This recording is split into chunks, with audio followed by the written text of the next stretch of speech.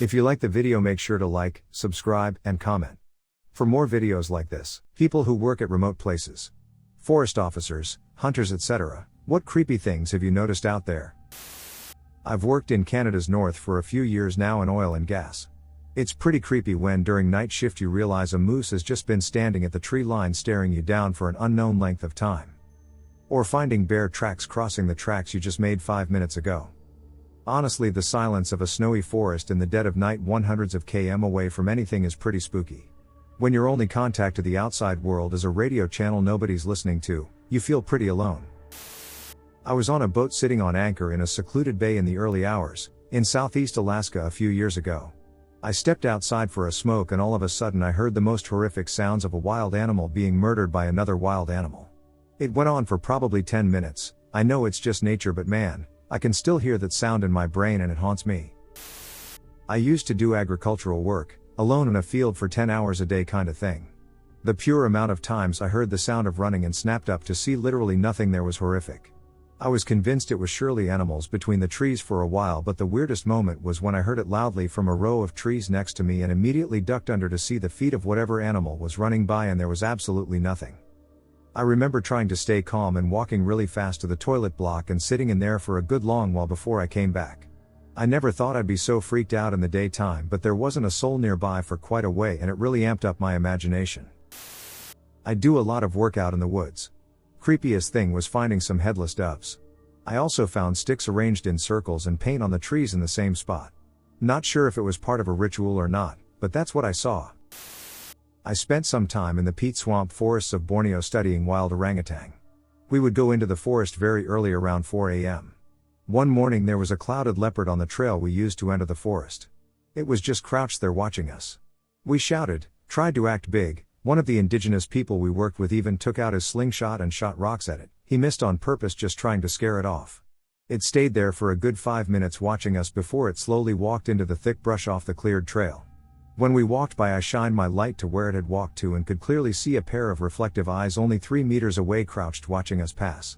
Creepy, but also incredibly cool to see one in person for how critically endangered they are. I grew up on a farm and in high school used to mess with my friends by hiding and making them find me.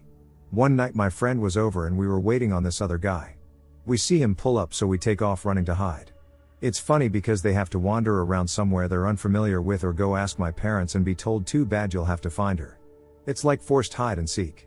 Anyway, this one night I saw my friend hide in one building while I ran for the trees. I was hiding under some bushes and heard breathing. Like human breathing. There were no animals around.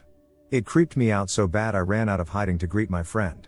I felt so uncomfortable for the rest of the night. Sometime during the night my dad heard something and went out to investigate. In the morning he discovered that one of our cows was killed and butchered.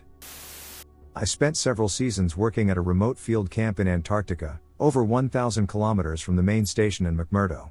Every once in a while, a skua bird or Antarctic tern would accidentally end up following one of the small planes, twin otter, out to our camp. Once there though, they'd basically be stranded with no way to get back to the coast.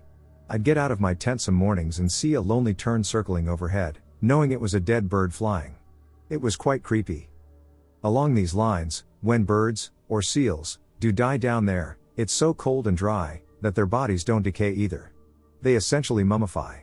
Outside McMurdo at Scott's Discovery Hut, there is still a perfectly preserved seal carcass from 1912 sitting by the entrance of the hut. I worked in a store once in a really small town that was always absolutely dead, a customer every hour or so, shifts all alone too, which I'm sure wasn't even legal, but hey. Anyway, it's a dark evening and when I hear the door open, I look up and see the back of a man as he begins walking down the first aisle towards the tin foods, and he appears to be talking to someone on the phone. I think nothing of it and go back to Reddit. All of a sudden I get this intense smell of soil and earth. I look up and the man's approaching the counter and he's wearing some kind of overalls, and his face and long gray hair and body is just covered in dirt. That's when I notice he isn't on the phone at all and is just talking to himself in this absolutely bizarre tone. He sounded like a cartoon elf or something. He's just sort of murmuring and doing this really weird hey sort of laugh. I'm just frozen solid, as he stood at the counter in front of me thinking I'm about to be killed when a policeman storms through the door. He asks if I'm okay, to which I don't respond because I'm just in a complete state of what the duck is happening. Tells the man to come outside, to which he starts murmuring gibberish and saying the words legal over and over again. They come grab the man and put him in the back of the police car, and that's the last I ever heard of it. I have no idea who he was, what was going on, but I have never been so afraid of another person before, you know, when you just sense a bad situation. So grateful the police showed up when they did. I was serving as a fireman for my nation's compulsory national service. Once, we were called into the forest to retrieve a body who was found hanging on a noose, deep along one of the running trails. He had apparently committed suicide by hanging himself off a tree, was found by a few morning joggers. What's creepy was, we found a straw doll at the foot of the tree. It was stabbed with a few red bobby pins in the head, facial area. And there was also an unknown talisman that was half burnt where the doll was sitting. When we took the body down, we had to carry him a few kilometers out of the forest, and halfway along the journey, a previously unnoticed wound on his face started bleeding. One of my men swore that it was bleeding from the same spot as where the bobby pin was stuck on the doll, but we could not confirm it as we left the doll where his body was found, for the police. Passed the body to the paramedics and booked our way out of the area. Spent a summer in Wyoming going to BLM land and other remote locations collecting data on bats and herpetofauna. Heard a lot of weird noises like mountain lions screaming, deer snorting, what sounded like owls fighting. Woke up one morning to find 2 bull moose sleeping 20 yards behind my tent. All of this was part of the job until one night a truck was driving towards us when we were on a BLM square in the southwestern part of the state. The truck was going over land, no road, and was slowly driving at us. It stopped about 100 yards away, turned off the lights, and we could see a person get out. They walked a full circle around us at 100 yards away, got back in the truck and turned around.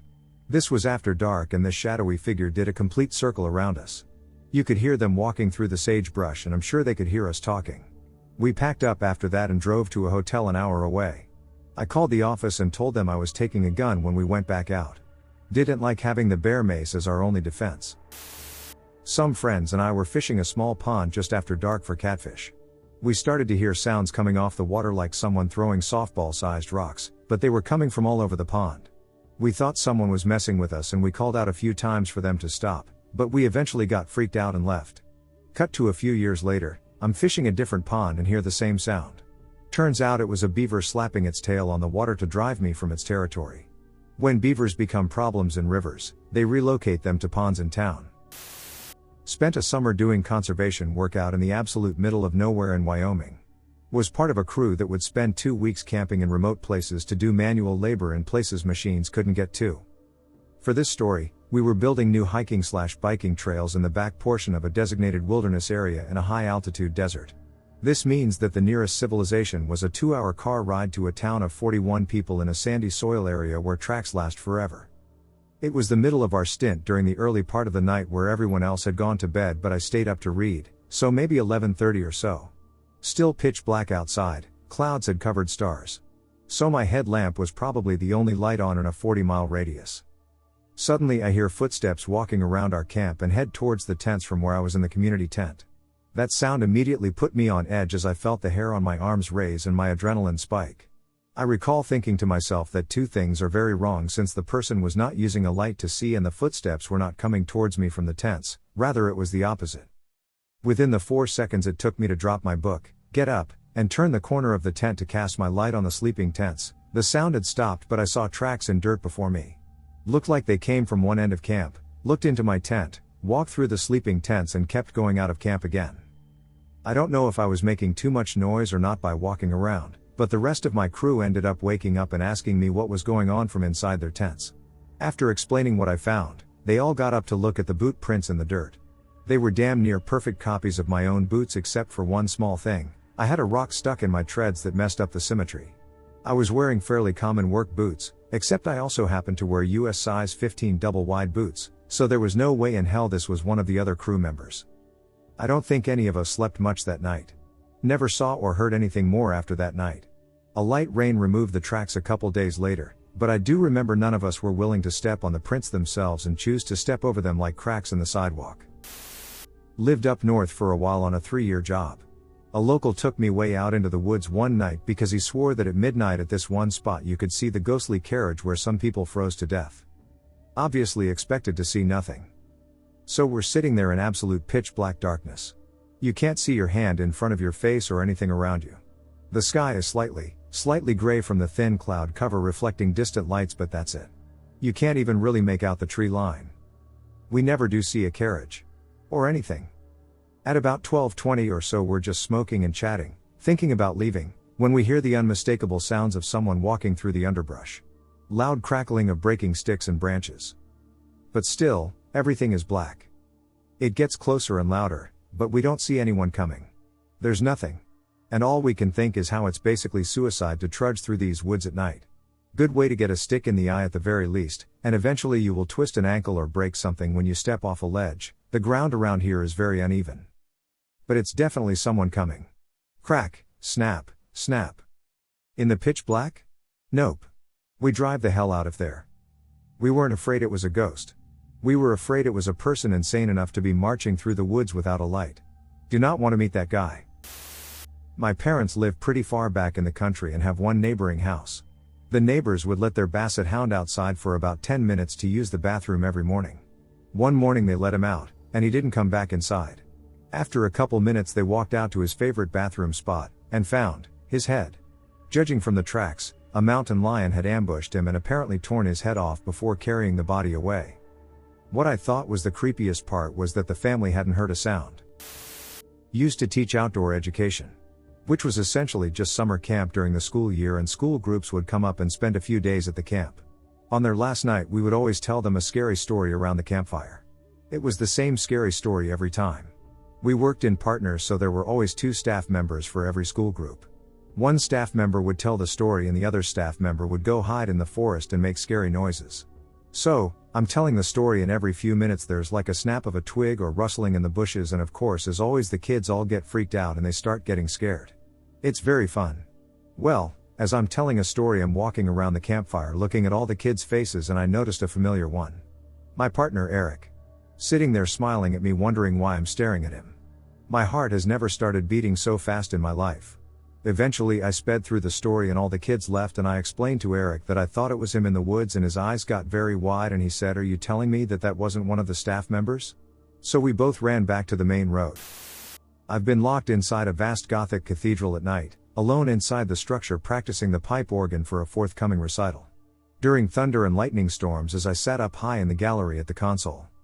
Intense lightning flashes would cause the saints and other departed souls depicted in the stained glass windows to light up with such dramatic energy that it seemed as though they were about to step right out of the window and start roaming the cathedral nave.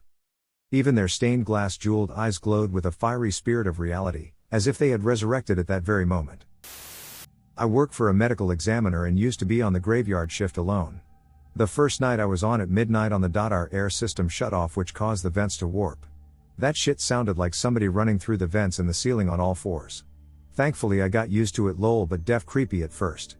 Another night we lost power and stupid me watching a horror movie, working so hard almost shit my pants when everything went dark, and knowing that a room with around 30 dead bodies in it was walking distance away. That one I stayed in my car for. Not to mention the constant long dark red lit hallways. Glad I'm not on overnight now. We were wrapping up for the day in northern Canada. I am fueling up the side boom. I'm all by myself at this point cause I was tired of listening to the laborers whine of the cold, so I told them I would take care of the rest. Think bulldozer with no blade but a giant metal boom on the side that we use to razor and lower pipe. It's February, so pitch black. I keep hearing some weird sound.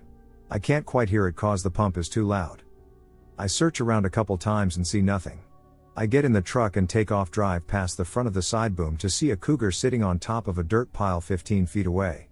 The damn thing was just watching me there and probably could have ended me without me even realizing it. I've never seen a cougar in the wild before, and it's hard to understand just how big they are and how powerful until you see one up close. That thing leapt off the 6 feet pile and probably didn't touch ground for 15 to 20 feet. It's terrifying to think something so big and powerful could just be sitting there deciding if they want to make you dinner. I used to work as an alligator hunting guide for trophy hunters during my summers, south of New Orleans. Spending sunup to sundown deep in the heart of Cajun swamp territory definitely left me seeing some weird and creepy things. The first one that comes to mind is when I saw what my hunting partner at the time called the loup-garou. I personally would have called it a chupacabra, but that's because I'm a native of the Southwest, not the South. We were riding through an area deep in the swamp looking for signs of a big gator. The banks were close on both sides of the boat, there was barely enough water for us to push ahead. But those mud boats are impressive and can practically run on dry land, so onwards we pressed. Suddenly, I saw a gray flash in the trees out of the corner of my eye. It made me nervous. Swamp deer are small and shy. There's not many mammals that want to hang out in thick undergrowth and knee-deep mud and hidden gators. I tapped my partner's shoulder to catch his attention over the sound of the motor and pointed in the direction I saw the flash. He cut the motor and asked if it was a gator slide. I shook my head and said I had no idea what it was, but I saw something. As we were looking around us, the creature I saw stepped out from the trees. It was big, on all fours, with mottled gray skin. Its movements were janky, jerky. It had a canine-like face and it locked eyes with me, and I felt sick to my stomach. My partner immediately struck the motor back up and we reversed out of there as quickly as we could. My rational brain said poor creature with mange, either a massive coyote or maybe a wild dog, but my primal monkey brain was screeching monster. Run. Or die. It was definitely a freaky experience, even knowing what it probably was. During college that was located away from major cities, the woods were all around us. That being said, there was a highly rated trail, the Loyalsock Trail, which was about an hour drive from the university. I invited a friend to come with me as he had never been on an extended backpacking trip. A 50-plus mile trail that we intended to backpack over the 4-day weekend. I am an Eagle Scout who has spent countless hours in the woods and went on backpacking trips consistently throughout my college experience. As many have said before me, you get used to the minor spooky things happening, coyote howls, raccoons in the middle of the night, even the occasional unknown noise. The scariest thing to find in the woods, however, are people. We were about 20 miles into the trail and, being Pennsylvania where the underbrush and trees line the trails pretty densely, I always walk about 100 meters off of the trail to reduce the chances of me disturbing people/people disturbing me, especially in the early morning when I choose to sleep in. Following that same strategy, my friend and I go out of our way to be in this amazing spot a good ways off of the trail where it would even be difficult to see our flashlights from the trail. This spot was on a peninsula where a creek met a river, meaning there was only one way into our camp and only one way out. We start a fire, cook our food, and drink some, but not enough to get either of us drunk. We put the fire out about midnight and head into our individual tents. All is quiet. It is the fall semester, so leaves are on the ground, the moon is brightly shining through the bare trees, and the air is cool. The only noise is the occasional time when I would hear my friend turn over in his sleep. Then, I hear the voices. The voices sounded very close for being on the trail 100 plus meters away. I check my watch, 3 a.m. Who hikes at 3 a.m.? We are 20 miles in. I slowly get out of my sleeping bag, slowly unzip my tent, only to see my friend peeking out of his tent in the exact same fashion. He quickly moves his finger over his mouth in an exaggerated hush signal, then used the same hand to frantically motion towards the way of the trail. Then we see them. 4 adults, 3 men and 1 woman, walking directly towards our camp. No lights illuminating their path, they are walking silently at this point. Only one of them has a backpack, an impossibility for the long hike. They were 1/3 of the way through. Being a long trip, you bring wood cutting supplies to chop branches into smaller branches to burn. For me, this was a survival knife. Grabbing the knife, believing it is my only way of defending myself, I am more disheveled than I ever have been, especially knowing that a knife is barely defense at all. These people walk into our site, sit down by our extinguished fire pit, and just sit there for what felt like an eternity. My friend speaks up and asks what they are doing in our campsite. Without answering the question, they ask if we have any food. Having packed as lightly as possible for the long trip, we had only a few extra Mountain House, MRE style meals. I grab one out of my bag and toss it to one of the men. In rapid succession, I ask why they aren't using a light, if they need help finding the trail, and why they are hiking so late. They respond with the following. We don't use lights. We know where the trail is. It is better to hike late at night. Unnerved at this point, my friend asks them to leave. They respond by asking if we want to light the fire and hang out for a bit. No, we do not. They grab their bag, get up, and leave without speaking another word. We watch them leave and take shifts making sure that they didn't come back. Needless to say, we both got very little sleep that night. When the sun rose the next morning, we finally got real sleep. By the afternoon, when we woke up, it all felt like a weird dream of sorts. The only evidence was a fuzzy cap that they must have dropped that I have to this day. I have never had something as weird/spooky as that happen in the woods and hope to never have it happen again. In the 8 years since that trip, I haven't been back to the Loyalsock Trail. My story isn't exactly what was asked for, but should be good padding while this post is so new. In middle school, I worked at the school during the summer, doing general painting and helping the maintenance guys. We had to drive out to the duck-off middle of a Floridian forest to pick up some pine lumber for the gym's new bleachers, and when we got to the mill at like 7 a.m., The whole place was locked down with police. They had found gasoline cans and pill bottles out in one of the tree farm groves, telltale signs of kids abusing substances, but supposedly the cops were there because they found human remains. I was pretty young and I don't remember anything outside of my little kid point of view, but I remember seeing streaks of dark blood running up the trunks of several pines. I've since learned from the guys I was with then that a teenager was killed by a bear after attacking it, and the blood was either from the wounded bear climbing the tree or dragging a hurt person up with it, but I'm sure many of you can agree with me that bears don't do that. And I can't see an injured bear making it up several pines in a row while bleeding that much. So, technically, I saw a creepy thing while at work in a remote area. Look up Lakeland Mill casualties or something to find it. The story of the kid's death was in the local paper. I don't work out in the woods or anything, but me and my dad were hunting in the Poxinos. So me and my dad were sitting in a hunting tower. It was cold as balls out and we start hearing what sounded like one of those old religious chants where they sing all together in Latin while walking in a straight line. It kept getting closer till we saw movement ABT 20 meters ahead, and then we saw a group of ABT 10 to 30 people wearing all white holding candles, and then ABT 5 more people with rifles and shotguns standing in the front, the back and on the sides. We let them pass and they were staring at us as they walked by. It was scary as all hell. ABT 10 minutes after they walked by, we went over to where they were standing and it was snowy out there and there were 0 footsteps in the snow. Until this day we still don't know what the hell we saw that day. I used to do salmon spawning surveys, which involved walking up streams looking for fish. Some of the streams are quite remote and or inaccessible on timber land, and you don't really expect to see any other person when you're out there. As a naturally friendly, small feminine woman, I've learned to be wary of people 100% of the time in the field. I actively try to avoid running into people when I'm alone in remote places. One of the survey locations is close to a highway. To get to it, I had to park at a pullout, follow a river downstream to a flagged trail, hike over a ridge to meet up with an old logging road on private timber land.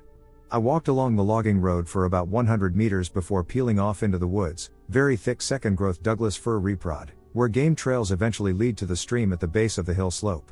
I came here during spring to survey steelhead, but this stream was also a survey location for other types of salmon during the fall.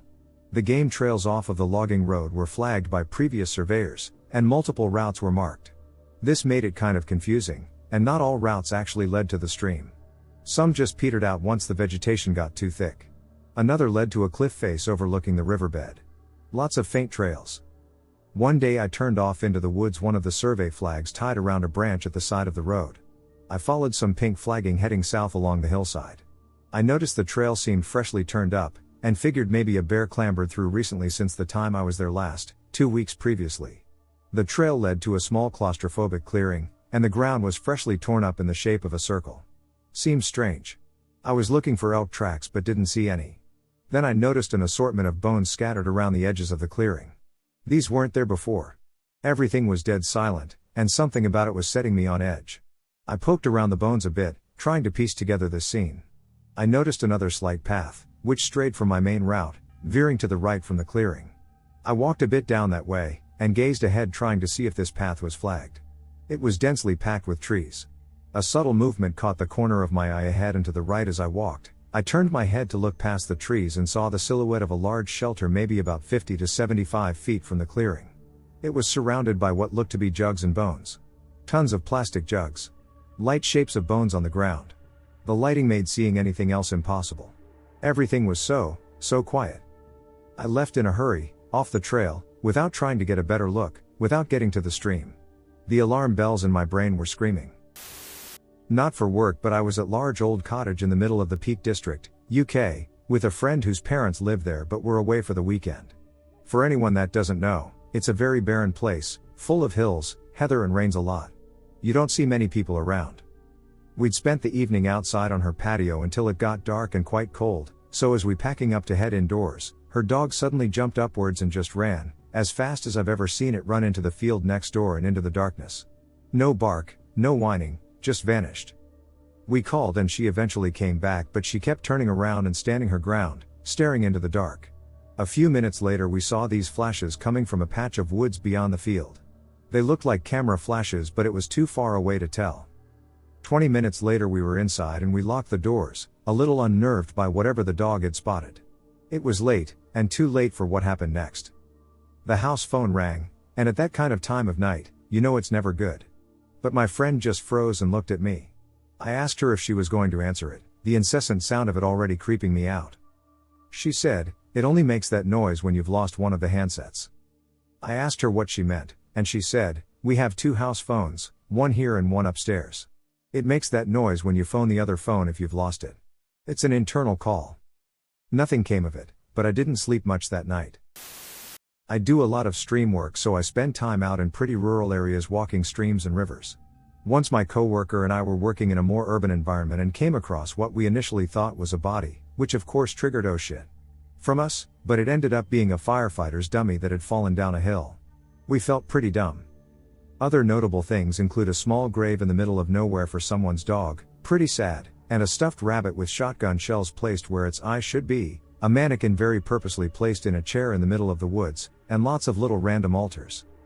I also did work in Myrtle Beach, what a hellhole, and accidentally walked into an inhabited homeless camp. I was peering into a stormwater grate when I looked up and saw a homeless person standing in his shelter staring at us and saying nothing. I felt like I was trespassing, so we quietly left. I used to work in a ship and were usually gone 3 to 10 months at a time. I worked night shifts, so this meant I would sleep in the sleeping quarters during daytime with either just me or a handful of other crew members, where usually there'd be 20 to 30 of us in there. It wasn't so bad. Actually, I really liked because it's a lot more peaceful SLMG during the day. You don't hear anybody else snoring or someone's footsteps because they have to piss or something like that. All you can hear is the light creak of the walls and the floors of the ship, and all you can feel is the sway of it on the ocean. A bit haunting and creepy if you really think about it, but I like it. All that ended when there was a short period of time was literally only 2 of us in there, or at least that's what I thought. I started hearing light taps across the room. At first they were light taps. Then it would get a bit faster. Sometimes it'll get a bit louder. I'd ignore it if it wasn't so utterly annoying. I look at where the other guy is sleeping and he seems to be fast asleep, accompanied by his light snoring. Second day, there it goes again. I tried to follow the sound, but for some reason it bounced around the room like an echo. Eventually it comes to an abrupt halt. So I try to sleep it off. During work at night I tried to ask my mate about it, but he said he was too tired to even notice. I guess I'm alone on this pursuit. Third day I take my pursuit one step further by not sleeping right away. I'd be fully awake when it starts, so I'll have a better chance of discovering the source. There it goes again. This time I go from one empty rack to the next until finally it was loud as duck, tapping in progress.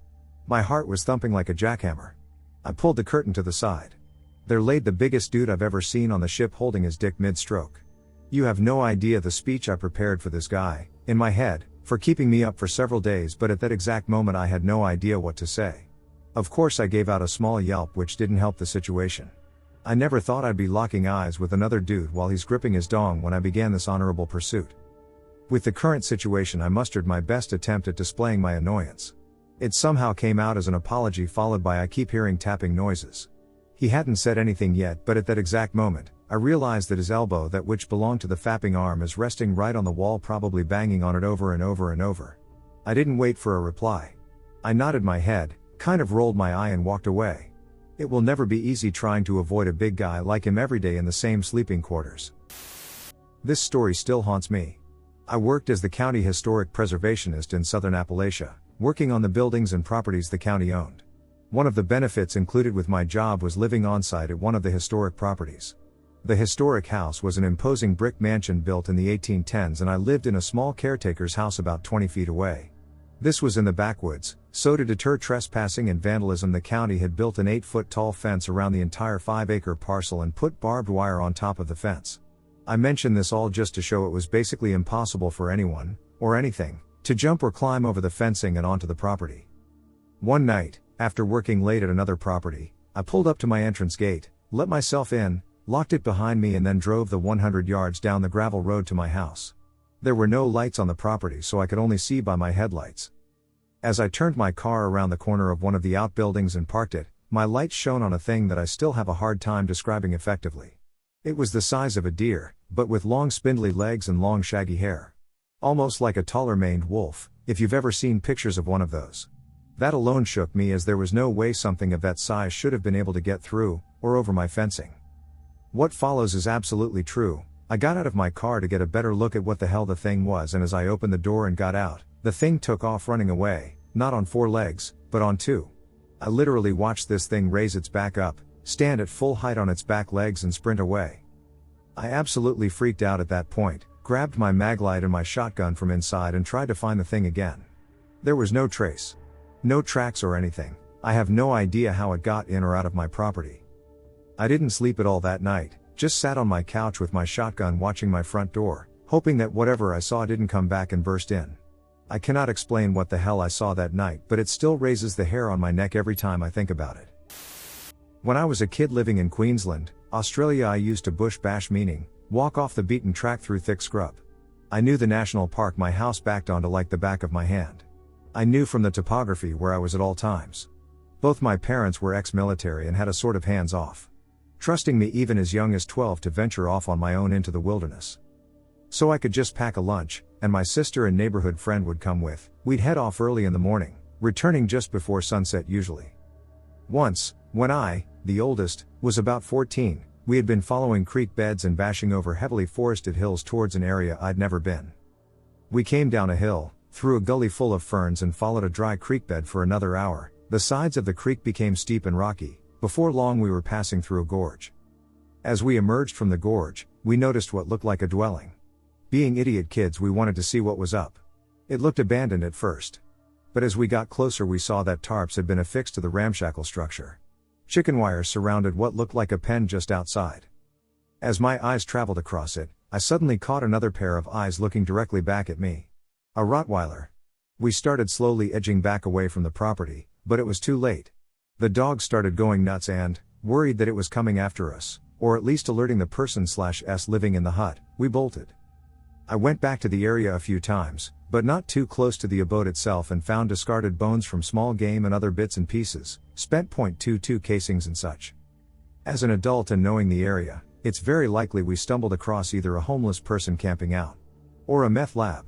As the area, as I would find out as an adult, was absolutely riddled with meth labs. I work for a power company restoring power after a storm. Was working when a lady came up complaining that her power went out. We explained to her that's why we were there and she should have power back soon. She said, "Oh good, my son went down in the basement and now I can't find him." I went with her with a flashlight down the road to a run-down house that was partially caved in. She walked inside and I went to follow. As soon as I walked into the door she disappeared from my sight and I called for her multiple times. No one responded, so I ran back to our work truck to call for help. A man that was living on her street called to me asking what's wrong, and I told him the situation. He looked at me with a cold stare and said a mom and her son died in that house 4 years ago. I'm still shook to this day. I work in northern British Columbia doing bush grinding. My brother and I go in after the logging companies and grind all the leftover piles of wood into trucks to take to the mills for wood pellets. Back in February of this year we were on night shift about 3 hours from the closest town, and the few locals that lived out there warned us about a pack of timber wolves that was about 25 strong and oddly fearless. It was about 3 in the morning and we had worked our way down the block road about half a mile, and one of us needed to walk back to the pickup truck to bring it closer to fuel up the machines. Of course I drew the short straw and went for a walk. Not even halfway to the truck the hair on the back of my neck stood up. I felt like I was being watched, so I swept my flashlight beam across the tree line and all the eyes watching me lit up. Of course I left my shotgun in the truck, and I didn't think running was a wise idea, so I kept walking swiftly while focused on the tree line, watching the eyes follow me the rest of the way back to the truck. I got to the truck fine and obviously never left it too far away again. I've had many creepy and interesting encounters in the bush, but this one was definitely one of the oh shit moments. My dad told me a sea tale of his days working on ocean-going barges. He said one night they were underway with heavy seas, and had to adjust the tie-up between the tugboat and the barge. Forgive my nautical blasphemy, I'm butchering these terms. He was the one with the time offshore. He described doing anything on deck, at night, in a storm, as about the most dangerous thing you possibly do, because outside of the weather and risk of going overboard, there was such high tension on various cables that if anything snapped it might come across the deck and cut someone in half. Now, he said this particular seagoing tug had some history. One of the previous crew had gone missing before Dad's time on the crew, and from the way it wasn't discussed, but occasionally alluded to, there may have been foul play. So in the midst of the storm, with danger and tension high, an argument broke out. 2 of the crew started yelling at each other, and at the moment that everyone thought it might come to violence, a fire axe flew across the deck and landed between their feet. No one was near the wall where it had been strapped down. A fire axe has its own bracket welded to a wall, with straps to hold it in place unless it's needed. They don't just come loose on their own, and the odds of it landing at their feet were impossible. Except that the two arguing were also the ones who had fought with the lost sailor. They did not fight. They put the axe back in the rack. Everyone finished their work quietly, and it was not spoken of again until they returned to shore. I worked at an oil refinery for a while, and everyone told stories of this guy who would eat chips while taking a shit. I'm pretty skeptical by nature, and coupling that with the general level ducking around amongst my peers, I figured it was just a myth. Well, one night I'm working my 10th 12-hour night shift in a row, so I've had more than a few cups of coffee and find myself in dire need of a shit around 3 a.m. So I head into the old mobile shit trailer, think 30 feet double wide trailer full of urinals and stalls. So there I am, pants, coveralls and a couple sweaters at my ankles, phone in hand, minding my own business. When I hear the door creak open and the shuffling of feet and the rustling of coveralls as someone pops into the stall next to me. At this point I'm already thinking this dude's is weird. There are 30 stalls and he went into the one next to the one in use, but the weird level got turned up to 11 when I hear the telltale rustle of a chip bag. My brain instantly recalls the stories of the chip shitter. I listen in disbelief as this fiend rips open his bag of munchies and digs in. The sounds of that monster munching down potato chips while simultaneously unloading what can only be described as a crime against humanity into that toilet will haunt my nightmares until the end of my days. I worked at a Boy Scout camp for 2 years in high school as a summer gig. A requirement for the Scouts to earn their Wilderness Survival Merit Badge was for them to set up shelters among other activities. Before I was staff, the Scouts would go 12-ish miles into the woods for their night out to a place called Shelby's Dream. The stories of kids waking up screaming, talking about seeing ghosts running at them, being hung from trees, and other wild experiences. Everybody wrote those kids off. Called them crazy. Eventually there were things people couldn't explain, such as staff members waking up with scratches and cuts on their bodies. The backstory of the place is that there was a mass killing of Southern soldiers, American Civil War, and Shelby was the daughter of the Southern captain who was hung with his men. She supposedly came back to the camp to find her father and all his men hung from the trees. We stopped sending the groups to that location a few years back. One night my cabin mates and I went out there to see if the rumors were true about that place. I heard voices, cries, and screams that echoed in the forest. There's a point where you cross a bridge and, once over the bridge, the wilderness stops. The woods continue, but there's no noise from animals or insects on that side. Absolute silence. That was one of the creepiest things I've ever experienced. I was walking with my cousins about 14 years ago when we found what looked like an old burned out house. So naturally, being kids at the time and having no sense of self-preservation, we decided to explore it. Mostly it was just full of charred wooden crap and junk, but then one of my cousins found an entrance to a cellar outside. We busted the old rusted lock off the door and looked down inside. It was dark down there and we didn't really have any reason to go poking around it, plus we were starting to get creeped out, so we kicked some dirt down into it and walked off. When we get about 15 yards away from the house, one cousin says he hears a noise, so we stop. And yep, there was noise like somebody coming up the rotting cellar stairs of the house. We peek back through the trees and see a dark kind of fuzzy shape crawl out of the cellar, which we left open. It looked kind of like a big old dog. And then it stood upright. We hauled ducking ass out of there. We all ran off in different directions like morons, each of us convinced whatever the cellar thing was chasing us. I ran right through some briars in a panic and tore my arms and legs all up, which got me in trouble when I got home. We were all fine otherwise, but we did avoid going that far back into the woods after that for a long time. Closest thing I can figure is there was a small black bear living in the cellar. Maybe it had another entrance we didn't know about and we woke it up being little assholes. But seeing something hairy and dark come out of that cellar then stand up was like being in a horror movie. I never want to see that old house again. I used to work with wildlife conservation and anti-poaching teams throughout sub-Saharan Africa as an ecologist and ranger, so I have lots of stories. The thing that always bothered me the most were leopards. In one reserve we had a local guy who ran his own small guiding business. He would cruise around in his 80s Land Cruiser packed full with tourists and was notorious for breaking the rules, i.e. no off-trail driving, don't get too close to animals, etc., which is probably why people always booked him, cause they almost always saw more. Anyway, one day he stopped his cruiser on a concrete and iron bridge that carried its users over a creek that swelled and cascaded through the valley during the wet season. It was dry season, so the creek bed was cracked and bone dry. He let his passengers out to take pictures down the creek bed. It was a rather scenic spot. He said he had to take a leak, so he walked to the far side of the bridge and disappeared under the spot where the bridge connected to the top of the berm that slowly sloped 30 down to the bottom of the creek bed. Next thing the tourists snapping pics on the bridge see is a massive leopard bound out from under the bridge carrying the guide's body by his neck. As soon as it appeared, it vanished and a body was never found. All they located was a pack of cigarettes and a lighter he must have dropped in the attack. His last act of rule breaking got him killed. In a different location, a young tourist on vacation with her family slept on the open-air second floor of the lodge they'd rented despite being told not to. In the morning, her family came out to find the shredded hammock, pieces of clothes, and blood. They eventually found what was left of her stuffed in a tree not far away. Have lots of other crazy stories about poachers, muthy magic, farm raids, civil unrest, animal attacks, lost/missing people, etc. if anyone is interested. At work now though, so can't post too much till later.